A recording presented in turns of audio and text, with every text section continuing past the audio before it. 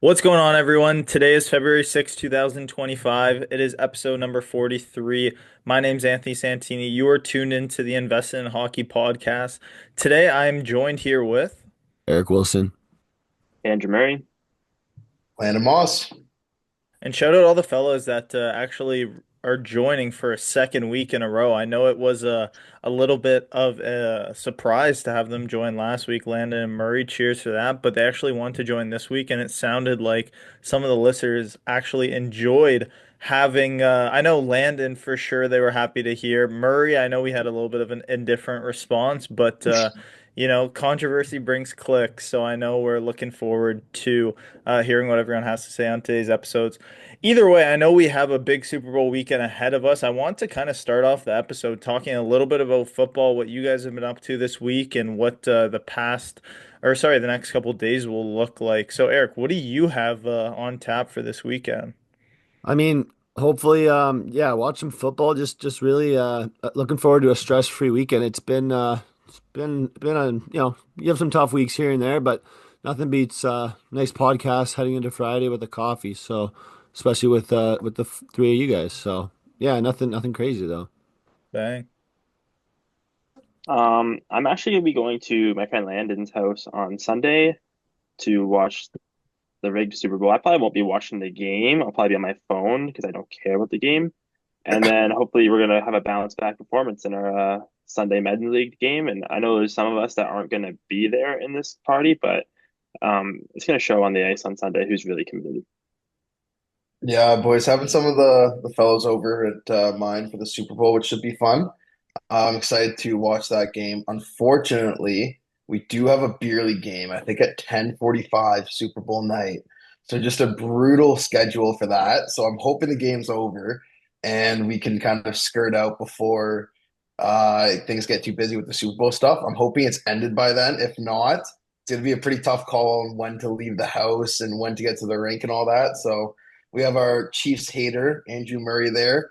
Not Oh. happy about that game, but I'm sure his eyes will be glued when Sunday night comes. So I mean, crazy word for unfortunately and beer league in the same sentence. I thought that was kind of aggressive. Beer That's league something crazy. I look forward to every week. I mean, especially seeing the boys playing some hockey. I personally don't know if I'll be playing on Sunday. I mean, I know I'll be headed to my buddy Josh's house. Hopefully, I can make it out in time when the game's done to still make it the 20-30 minute drive to Oakville. I want to play. We'll see what happens though, because I do want to join the Super Bowl post festives. But yeah, what else have you guys been up to this week? I know there's been a lot of good hockey games, a little bit of a mixed schedule as we head into the Four Nations face-off. No games on Monday. It was just the one, sorry, Ottawa, Nashville, and then we had a massive Tuesday filled. I know all those fantasy lineups were getting set for most of us. Wednesday, it was a little bit down with three games. We saw the Oilers beat the Chicago Blackhawks in overtime. And now Thursday, another packed schedule with actually Anthony Stolarz starting in the net for the Toronto Maple Leafs for the first time in a long time. So I'm looking forward to that because he's on my team. But what else have you guys been up to? I'll pop right in and say I had no idea about that. That's going to be a tough game for the Leafs if he's in net, but um, I did get a chance to watch. I want to say like more third period hockey this week. I wasn't a casual and I didn't just check the box score, but Bruins Rangers got to watch the end of that game. That was a good game. Kreider had a nice shorty, but he didn't get the result we wanted for our Bruins. And then yeah, the Oilers looked really good against Chicago, but there's just absolutely no business having to go to overtime against those guys. It was nice to see some nice tucks from Ryan Donato there, and you had Picard playing, but nothing beats the Hyman tap in Merchant goal just to end it off. And some good hockey this week, especially because it's spread out. But yeah, I'm wondering what the slate looks like tonight because I don't really have a clue. So yeah. I would yeah, say you're not dude. very invested if you don't know what the slate is tonight, but I know. this week I actually What the heck? stayed away from hockey. I was doing some meditation, going to the gym, just enjoying the nature really. On Nice. some walks, some runs. So Nice. it was really nice. And then I look forward to watching some games tonight. I think the Leafs play at 10. I think the Caps play. It's gonna be a good night of hockey tonight. Murray, is it true? I heard you've been through some pretty stressful environments, just some like war zone type environments, things like that recently. How have those been? Yeah, I mean, it can always get chaotic in the war zone, but I'd like to take a moment. I think we could have like a 5 second moment of silence for my previous PS5, which unfortunately passed away last night, confirmed. Um, it's sad, but there's always some new and bigger things with my pal right here at my desk. Yeah. Hey, that's all right. I mean, sometimes, the good old saying, the red flag will slap you in the face, and especially if there are warning signs, don't ignore them early. And that PlayStation, some things never change. That PlayStation will rest in peace. But I know we want to stay on track here. It was fun getting to catch up with some of you boys. Obviously, rest in peace, jokes aside, to Murray's PlayStation. I'm sure things will be changed with his new one. For sure. But I want to start off talking about injuries because I know that that injury, your PlayStation, was really tough the 2, 3 days you went through. But I wanted to get off to a running start with Sidney Crosby's injury and what could be the start of the Penguins' downfall because I know they haven't been up to par with what everyone's expected the past 2 years, but this year with the solid play, if we want to call it, of Nedeljkovic, and obviously the overpowering confidence that Sidney Crosby has every time he's on the ice. It's kind of catapulted the Penguins to be on the bubble of even being a wild card team. But now seeing Sidney Crosby go down, I know he did practice today, which is a positive. But what does that look like if we want to kind of go around in a round table here for first the Pittsburgh Penguins and then also the opportunity for him to miss the Four Nations face off as well? Oh, that would be a big blow. The Four Nations is the one thing I think Canadians would be a little crushed to see that. No matter how Canada does, I think team's not the same without 87, and I'm not really sure what they do about the whole captaincy thing. I guess you'd have to pass on the C to McDavid there, but I hope he can play. I hope yeah, he can rest up for call it what 7 days till the first game. Is it sense? It starts on the 9th, so right after Super Bowl. It's the day after Super Bowl. So I don't know when first game is, but I know that they have to report the day after Super Bowl, so Monday the 10th. Yeah, yeah. Yeah, you know what? Boys, I'm thinking one thing is this Crosby injury is devastating for the Penguins, obviously. They're nothing without him starting their first line. But we have scumbag Luke Hughes, scumbag Erik Uh-oh. Haula, pinching Crosby right before Four Nations. Luke Hughes, known American, brothers Quinn and Jack Hughes playing for Team USA, boys. This is an inside job. Luke Oh, Hughes has clipped Sidney Crosby trying to cut Canada's chances down at the Four Nations face-off because of his two brothers. That's a hot take, and not many people are talking about it right now. What I don't think we're talking about enough is that even with Crosby, I don't think they are serious because of hmm. one snub, which is the goaltender of the Washington Capitals, Logan Thompson. He was the biggest snub of the tournament, and he should be in. Like, I'm happy as a Caps fan that he'll be able to rest up for this Four Nations trip, but he should be playing and he should be leading Canada to a victory. But that's just my hot take of the day. Oh my God. It's every time Murray has a take, and I know Erik is giving that look right now, but I actually pulled up this meme because this is exactly what Murray does every single time. It's just about to load, but it says get in there and make this about you. Because that's what Murray does with the Washington Capitals every time there's something going around that NHL. But you did have a what is that you keep putting up? Ovi. You did have a good point to say that Logan Thompson was snubbed. He actually was. I'll put it out there. I think he was snubbed. Erik, if you want to show the Brock University, 3 out of the 4 of us actually did attend Brock University, so we are going to defend our guy Landon, who attended Western.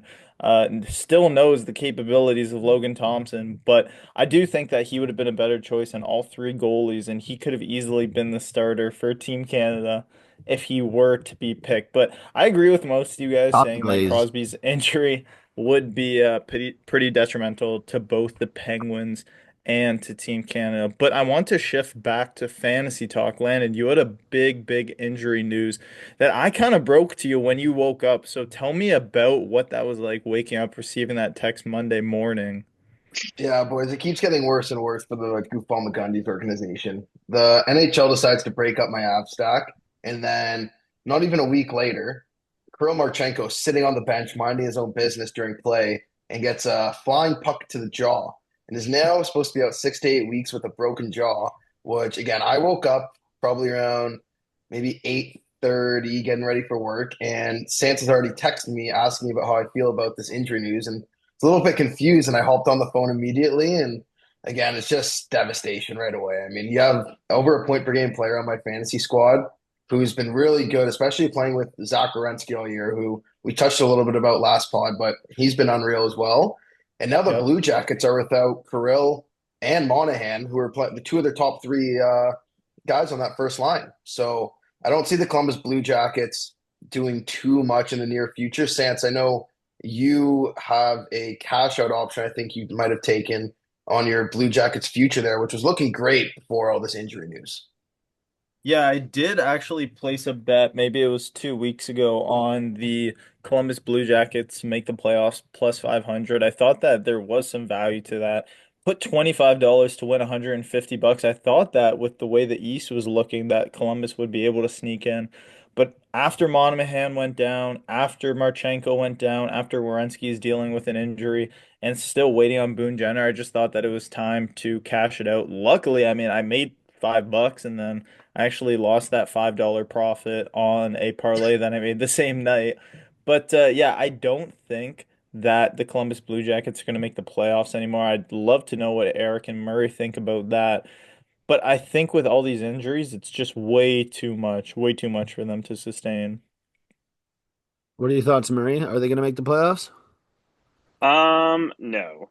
I mean, I think they're on a bit of a fluke run, but now these injuries just kind of like, I mean, like they have some good players. Marchenko was like decent, but I don't think that they have enough to get to the playoffs now. Yeah, I'm gonna agree with you. I think before the injuries, I was a little skeptical, but I didn't bash the bet that Sans made too much. I think it was a little sprinkle, so at least you weren't all in on it. But I think that I mean the Jackets are in a really good spot for their youth right now, where Johnson's getting top 6 minutes, Fantilli and Sillinger are all getting top 6 minutes as well, and like. I think people forget that like Sillinger's like a top 10 pick. Like they got a lot of upcoming things. Even Matejchuk, I don't know if he's back in the NHL again, but he being able to get top 4 minutes when you've only played 10 NHL games is pretty awesome, right? I mean, for Columbus, if they could still get healthy at the right time, I could see an opportunity for them if they're lingering around. I mean, Marchenko isn't out for the year. I know he's out for the fantasy season. Monahan also out for the fantasy season, but isn't out for the year. Still waiting on Chibrikov, which could be a big aspect when the. Why are you smiling? Are you because of Murray's thing?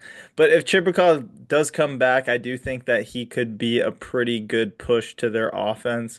And personally, I don't have Columbus making the playoffs, but I could see a world where they are on the bubble, just missing by about 6 to 8 points.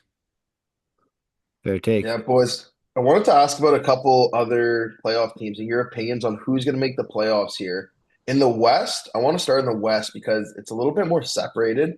You kind of have the Flames and Canucks battling for a last wild card spot, and then a little bit of a gap between them, and then you got Utah and the Blues. Do you think either the Flames or Canucks will make the playoffs? And then a secondary question, what do you guys feel about the Utah or the Blues going on a little bit of a run here to push into the Cup race?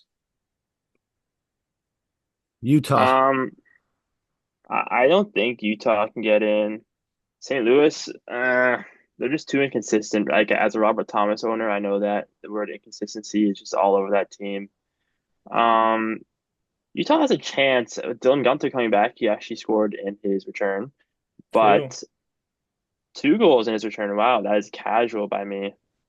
But I do think that there's a lot of on the fence teams in the West. Where in the East, like there's a lot of teams on the fence, sure, but there's like it's not as competitive right now, I'd say, as the West in terms of those wild card spots. In terms of there's probably only like three. The battle of those wild card spots is going to come down to like 3 or 4 teams in the East, whereas I think there's a lot more teams in play in the Western Conference. Obviously, the Bruins are going to be out of it pretty soon in the East. Sir, I think your Um, your You're casualness is wrong. You're showing wrong. right now in the I'm not. I'm standings. not wrong. I'm not wrong Yeah, You at you're all. are. getting You can mixed up. you can look it up. You can look it Oh up boy. right I now. mean, Eric, please enlighten oh him. man. I think the video games are really getting to you, but I mean, no, this East race is exactly what you call a tight race where pretty much everyone has a shot in the Atlantic, outside of, maybe you could say Buffalo and Montreal, who are still fighting, still putting up some wins. And then you have the Metro where because you have such weak teams in, the Caps and the Jackets, it's just kind of a lot of mediocrity. And it gives teams like the Islanders a shot who go on a 6-game win streak despite, being absolutely mid. They do knock at the door every season. So everyone in the Atlantic minus one team has a shot, and everyone in the Metro minus one team has a shot. So I don't see where the rationale was there, but I'll let Landon and or Anthony maybe piggyback my point there. I mean, I think that I wanted to kind of put a hot take out there right now that on February 6th, this what we're looking at will be the exact matchups for the playoffs. It won't change through the trade deadline. It won't change the next 2, 3 months. I do think that the Lightning are in a good spot. I don't have Columbus, Islanders, Rangers, Bruins all making the playoffs as of right now. I think the Red Wings will sneak in the East. I think that Ottawa will make the playoffs and actually, I believe they should be playing the Toronto Maple Leafs, which would be a pretty cool Battle of Ontario first round matchup. And then in the West, I think that Colorado, I think Calgary are both going to make that wild card spot. Maybe Colorado could push out of the wild card spot, make it into their division. I don't see Vancouver making the playoffs. I don't see Utah or St. Louis making the playoffs, as Landon first mentioned. But that's kind of my hot take right now, that as they are set right now on February 6th, these are playoff matchups. Maybe they might shift around a little bit through wild card in that third slot in each division, but that is my hot take. Can I just ask Wow. one quick question? Did you have the Rangers making the playoffs or what? At the start of the year, Like no, like now, like I'm just I don't curious. have them making the playoffs right now, but at the start of the year, I did. Okay, okay. And then you have, so that means you have Ottawa, and who's the other wild card right now? Sorry. Well, Red Wings and Tampa are the Ottawa's wild in the cards right third in the now. Atlantic right now. Pretty surprising, but that team has gone on a run, 7-3-0 in their last 10. And even with a Brady Kachuk slump that we knew, one of our buddies, Coco, Colin Chataway there, Coco. was dealing with the Brady Kachuk slump in fantasy. Obviously still putting up great peripheral numbers, but he hadn't had a point in almost 10 games, I think. Hmm. So Yeah. even with one of their star players not performing on the offensive end of the puck, they still managed to win games and push themselves ahead of teams like the Lightning, Bruins, Red Wings, which is insane for Ottawa considering their playoff drought the last couple of years and Brady Kachuk never playing meaningful hockey in his life. I mean, I think the big swing comes tonight too for Ottawa. I don't know what Eric's smiling over there as if he knows something more than us. I think that's what he's trying to get at here. He wants to tell us that the Rangers are going to make the playoffs, and we are wrong if we think otherwise. I think that's what his take is, but you can have a little bit of pulse to that take if the Senators drop their second game in a row to the Tampa Bay Lightning, which they play tonight. They lost 7-3 the other night, or 6-3, I believe. No, 4-3, sorry about that. And they play again tonight, Thursday, which I do think they should win, but if they lose, that's a big swing for Tampa Bay because 52 games played. They have a lot of games in hand right now, especially to a team like the Boston Bruins who are still trying to make it into that wild card spot. Bruins have 56. They're paddling behind right now, but my ultimate take is Rangers don't even make the playoffs. I know they're trekking. I think that's your hot take. I don't know what type of bet you placed on it, but Not a I hot think take. that's what you're trying to get at. I'm sorry, but it's not a hot take. I bet you if you were to look at the odds, they're projected to make the playoffs. So I think you need to call again, go back to your hot take and say the Red Wings will make it. That's the hot take. The Rangers are projected to make the playoffs. They should. Yeah, I'm with you on that, Eric. I think the Rangers, I kind of disagree with Stance on this one, where I think the Rangers, after that JT trade, their top line is looking amazing. Like having Panarin, Zib, and JT Miller on their top line, and then having Fox and some of the other decor really step up recently. The Rangers are playing really good hockey, and they've kind of put themselves back in the playoff race. I think they're 4 points out at the time we're recording this, Thursday, February 6th there. And I mean, there's still, what, 30 games left in the season? They're just under 30 games. So I think the Rangers have a really good shot to beat out, I believe, as well, Eric, the Red Wings. I think Tampa will maintain, and I think Ottawa's going to maintain as well. So I think the only little tweak I'd have in there is Rangers over Red Wings. I think you're right about the Rangers. They have, especially that Miller trade, they have some really good pieces now. Yeah, it seems like their culture is like shifting a little bit. Ottawa should just, I'm sorry, I put Ottawa on like the same tier of like Columbus. Like they're never gonna be serious. Like sure they can make the playoffs, win one game, maybe force a game five, but I don't see them. I think that's their ceiling. Same with a lot of teams in the East. Like the Red Wings aren't going far. Like there's teams that are on the brink of making the playoffs, but I feel like it's only going to harm them because all they're going to do is get a later draft pick. So I think there's like four or five real dogs in the East that could win, including my Washington Capitals, and I think it's going to come down to those guys at the end of the day. Speaking of the Caps, I want to pull up a little bit of fact about this guy right here. So I saw a tweet yesterday because I've seen a lot of haters, honestly, online about this greatness to chasing Gretzky chase. So this tweet says, yes, six of Ovi's 25 goals are empty net goals, just like seven of Mikko Rantanen's 26 goals are empty net goals, just like six of Kaprizov's 23 goals are empty net goals. So what I want to say here is everyone's going to find a way to hate for some reason. I mean, the guy's 40 years old. I know guys in here named Erik didn't think they would even make the playoffs, which is kind of crazy, but he's 40 years old, chasing greatness, and just because he's on the ice for an empty netter and can actually score, people like to hate. So I think he needs some more respect, and I think the his pursuit is going down the wrong way in the comment section. That's all I want to say. You know what, Murray? I saw a similar stat, and I do have to agree with you that the Ovi hate's getting out of hand for these empty netters. I know he's tucked a couple in the last few games here. I think it's three in the last maybe 5 games, empty netters. But if you look at him Jeez, compared to three of Gretzky, five. Oof. if you look at him compared to Gretzky, though, I think he only has 7 or 8 more empty net goals than Gretzky right now. And he's, I think, 2019 away from the record, something around that range. And so, I Yeah. mean, if you're looking at it statistic wise, he really hasn't separated himself by empty net goals to Gretzky. So the people calling out Ovi right No. now as a fake goal scorer, doesn't deserve the record is ridiculous because he's the best scorer we've ever seen in the NHL. And if he needs a couple empty netters to get there, he's not abusing that in any more than Wayne Gretzky did, any more the next goal scorer did. So I don't think there's much of a problem with it. Zance, do you have a thought on it? I want to mention something, but go ahead if you'd if you want to share something. You're good.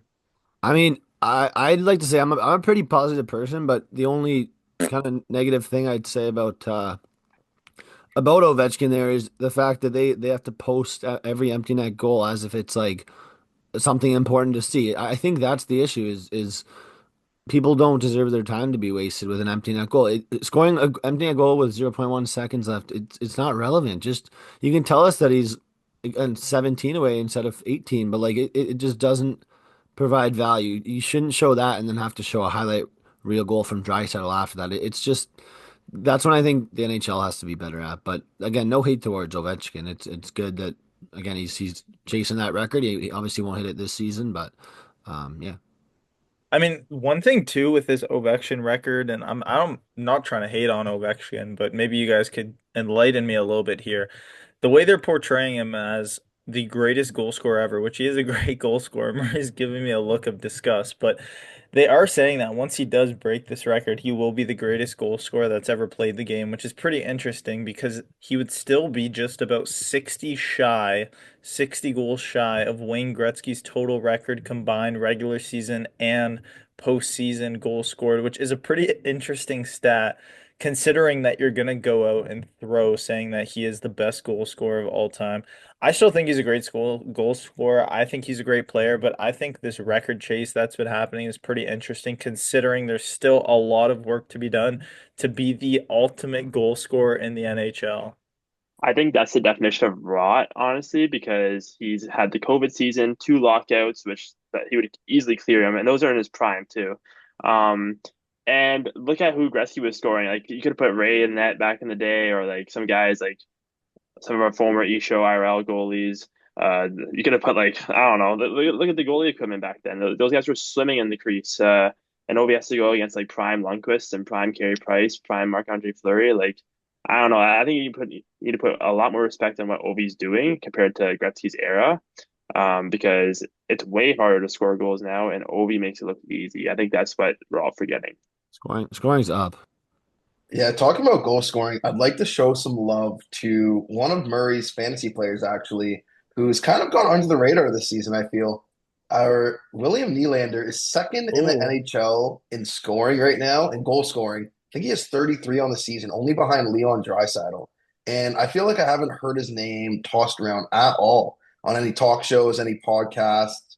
And I think we got to show him some love. Him, as well as Mitch Marner, who again, we know it doesn't matter until playoffs, but second in the league in assists. These Leafs guys are really performing this season and trying to show, I think, everybody that they're ready for playoffs.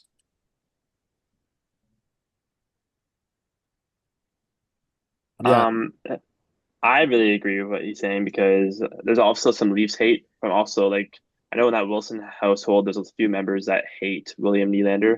Um, but I think Matthew said it best. He cheats for offense and that, I mean that in the best way possible, Matthew said.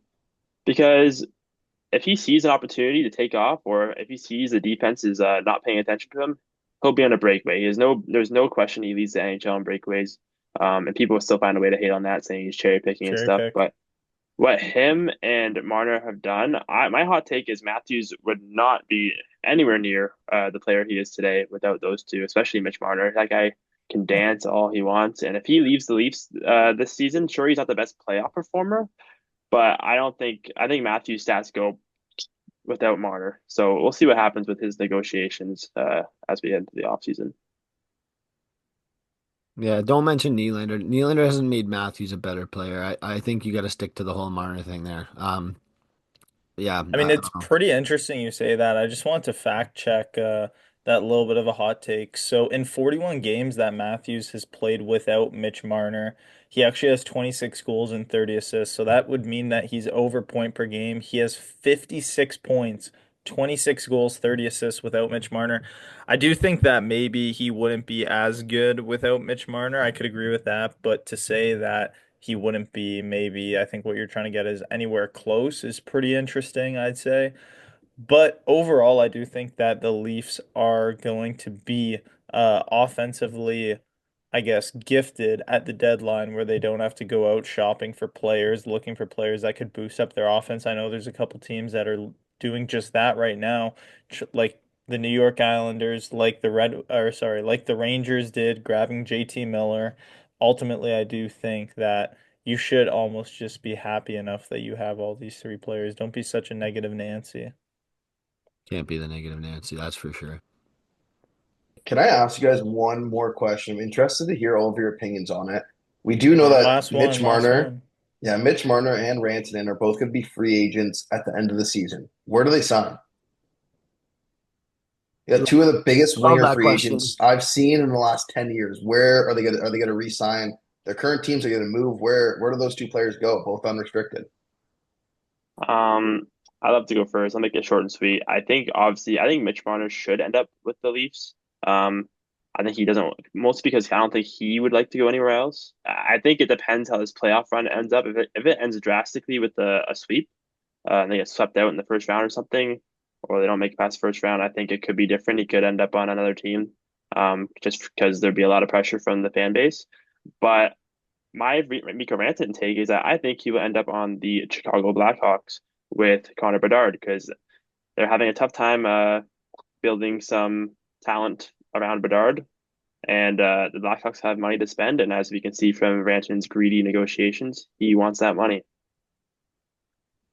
I mean, I agree too. I my pick was going to be the Chicago Blackhawks, if not the Carolina Hurricanes, which I don't think they're even the favorite right now to re-sign him. I think that he's going to explore elsewhere when it really comes down to it. It's a really risky move because for the Carolina Hurricanes, you could always be left with the bag.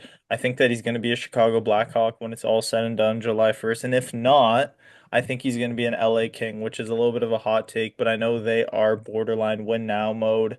I think he could fit well on that first line. Eric's looking there. Like, I don't know why this guy keeps doing this as if he has the answer and we're all wrong. But I think that I agree with Murray that Rantanen will be a Chicago Blackhawk. I'm not the only thing I'm shaking my head at is you trying to say that it's not the favorite to re-sign. I think that you're forgetting that him and Aho are both Finnish, and that there's a reason he signed with Carolina. He didn't just go for shits and giggles, right? He went to he went for a reason. He went because he wanted to play in Carolina and see what it's like, and they're a good enough team to contend for the next probably 5 years at least. They got good goaltending, good defense, good offense. I don't see why.